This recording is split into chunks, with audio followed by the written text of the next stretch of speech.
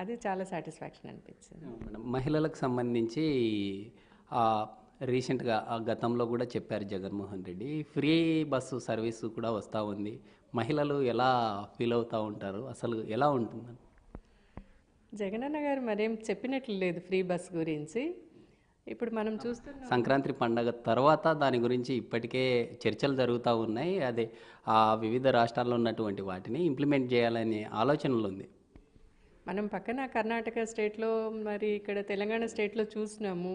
దానివల్ల మహిళలకు free bus అంటే సరే మహిళలు హ్యాపీగా ఉన్నారు, కానీ దానివల్ల పక్కన ఆటో వాళ్ళు కూడా సఫర్ అవుతూ ఉన్నారు. ఇంకొక వర్గం వాళ్ళు వాళ్ళ ఫైనాన్షియల్ దీన్ని తగ్గిపోయి ఆదాయం తగ్గిపోయి వాళ్ళు సఫర్ అవుతున్నారు. జగనన్న మరి రెండింటిని చూసి బ్యాలెన్స్డ్గా ఏదైనా స్కీమ్ తీసుకొని వస్తారేమో అని చెప్పని నా ఉద్దేశము.